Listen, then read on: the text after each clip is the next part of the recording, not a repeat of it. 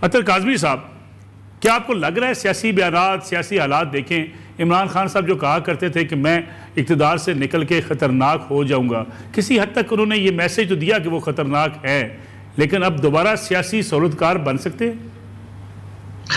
देखिए, जहां तक इमरान खान साहब की इस वक्त की सियासत का ताल्लुक है, इमरान खान साहब खुद ये समझते हैं और बहुत सारे लोग ये समझते हैं कि Imran Khan prime minister in waiting है, तो उनकी स्टेक इस सिस्टम के अंदर ज्यादा है। मौजूदा जो हुकूमत है उसकी तो ख्वाहिश होगी कि किसी ना किसी तरीके से या तो सिस्टम कोलैप्स कर जाए या हमें फारिग किया जाए, कम से कम हमारे लिए फेस सेविंग हो जाएगी। अगर ये सिस्टम नसरुल्लाह साहब टूटता है तो इसमें सबसे बड़ी अगर कोई नुकसान होगा तो वो इमरान खान का नुकसान होगा। तो इमरान खान की तो कोशिश होगी कि इस सिस्टम के अंदर रहते हुए इंतखाबात हों, इसीलिए उन्होंने सदर आरिफ अलवी को भी एक तरह से गो अहेड दिया कि ठीक है, अगर इंतखाबात के ऊपर कोई चीज होती है, बातचीत होती है, कोई रजामंदी होती है तो हम चीजें लेके आगे चला सकते हैं। लेकिन जहां तक मुलाकात का ताल्लुक है और ये कहा जा रहा है कि चीजें सारी सेटल हो गई, 2 हफ्ते के अंदर हुकूमत जारी है, मेरे पास जो खबरें हैं, जहां तक मेरे जराए हैं, पार्टी के अंदर भी मेरी बात हुई है, ऐसी नसरुल्लाह साहब अभी तक कोई सेटलमेंट नहीं हुई, ऐसी कोई अभी तक कहीं से गारंटी नहीं दी गई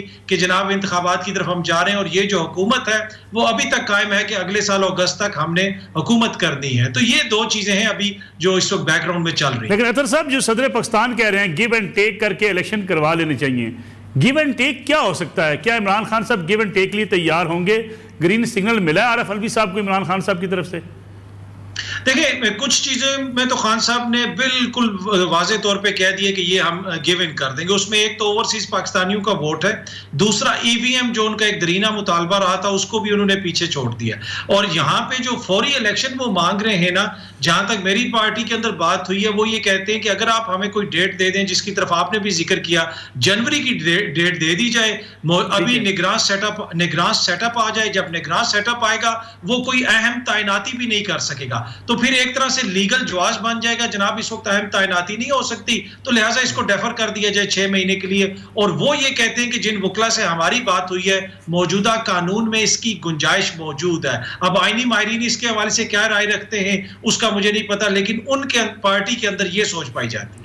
आशा बख्श साहबा, ये गिव एंड टेक पे अगर इमरान खान साहब राजी होते हैं, ईवीएम पे जैसे कहते सब बता रहे हैं, और ओवरसीज के वोट के ऊपर अगर गिव एंड टेक करते हैं, क्या ये गिव एंड टेक भी कर सकते हैं कि इंतखाबात अगले साल जून में या उसके बाद सितंबर में चले जाएं? मालिक साहब, बहुत शुक्रिया आपका।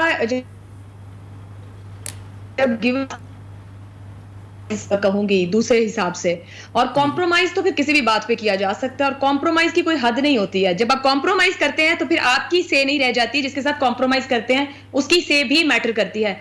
अभी अतर साहब कह रहे थे कि इमरान खान साहब सिस्टम पर बिलीव करते हैं, मैं बड़े एहतराम के साथ इससे डिसएग्री करती हूँ, क्योंकि अगर आप सिस्टम पर बिलीव करें तो आप पार्लियामान का हिस्सा हो, और पार्लियामान से रास्ते निकलने चाहिए, क्योंकि आप पार्लियामेंटेरियंस हैं, इलेक्टेड मेंबर्स हैं, लोगों के वोट से आ रहे हैं, तो ताकत और इख्तियार पार्लियामान के पास के पास नहीं है। पॉपुलर पॉलिटिक्स करके आप खतरनाक होने की वजाहत करेंगे और फिर आप जाहिर बात है मुफाहिमत की तरफ जाएंगे। मुफाहिमत गिव एंड टेक का दूसरा नाम है, और जब आप वहां जाते हैं तो फैसले किसी और ढंग के होते हैं। और हमारा अलमिया कह लें या मसला कह लें, यहां पर यह है कि इस निजाम को कोई भी सियासतदान बिलीव करने के लिए तैयार नहीं, जो इसी निजाम के जरिए आते निजाम के जरिए हैं, पर निजाम पर भरोसा नहीं करते। आते अवाम के वोट से हैं, बट अवाम पर भरोसा नहीं करते, ताकत कहीं और से कशीद करते हैं, जो कि असल मसाइल की वजह है। और वो कोई एक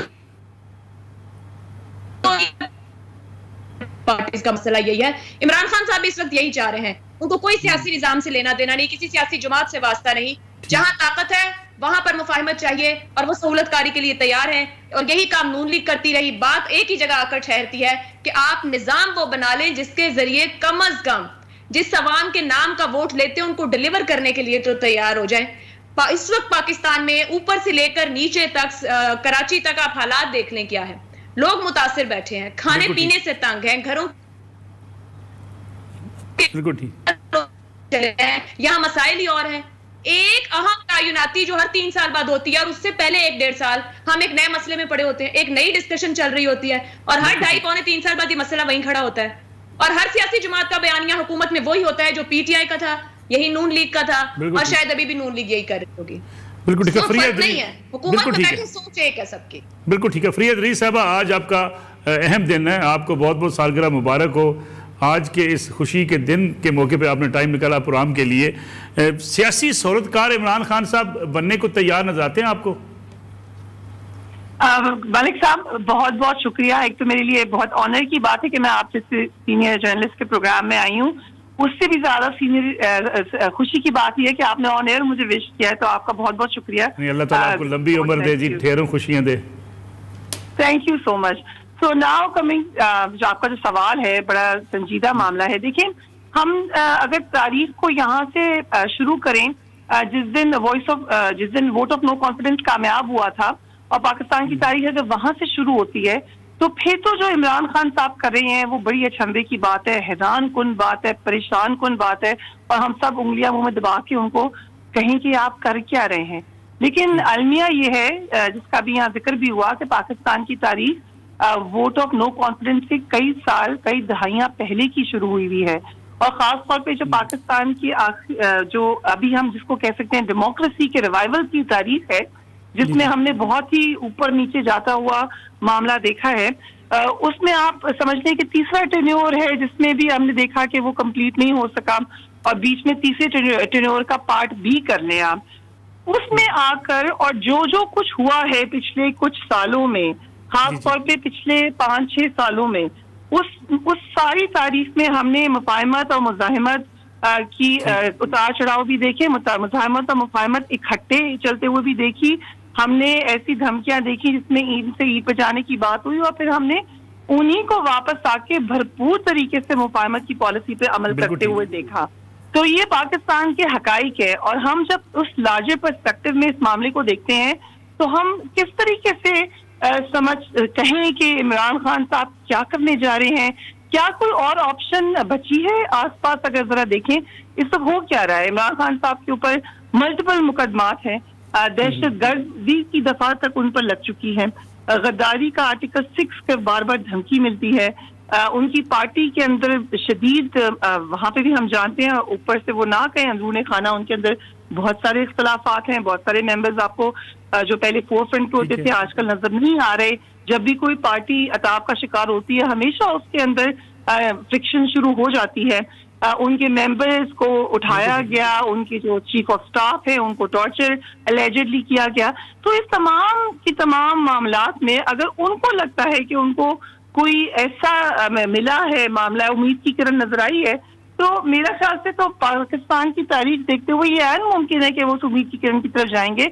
लेकिन क्या लगता नहीं है, लेकिन क्या आपको लगता नहीं फरिया दरीस साहबा कि इमरान खान साहब पंजाब के अंदर बिलखुसूस अगर हम बात करें पॉपुलैरिटी गेन करने में एक बुनियादी वजह शायद ये भी थी कि वो इस्टेब्लिशमेंट के खिलाफ बोल रहे थे, एंटी इस्टेब्लिशमेंट से इमरान खान साहब अगर एक बार फिर प्रो इस्टेब्लिशमेंट होते हैं तो इमरान खान साहब का बयानिया, इमरान खान साहब की पॉपुलैरिटी, उसको कोई फर्क पड़ेगा?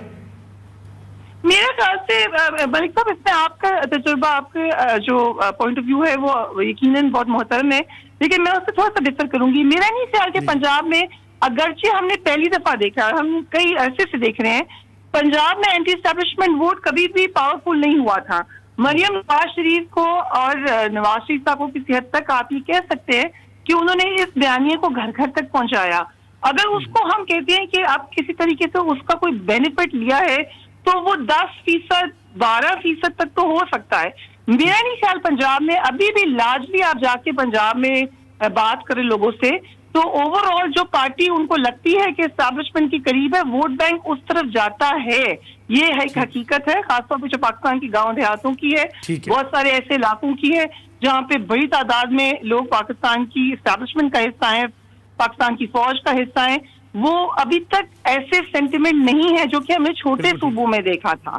तो मेरा नहीं ख्याल कि उनकी जो पॉपुलैरिटी है, और यकीनन पॉपुलैरिटी तो उनके नाकदीन भी मानते हैं है, उसकी वजह ये थी कि वो एंटी एस्टैब्लिशमेंट हो गए थे। और मैंने बड़ा केयरफुली उनकी तमाम स्टेटमेंट्स को देखा है, वो कभी भी एक खास हद तक 2 कदम आगे आए हैं तो फिर 2 कदम पीछे भी गए हैं। और जिसको उनको यू टर्न का इल्जाम लगा या जो भी कहने, आज तक खान साहब ने खुलकर तो नाम लिया नहीं कभी।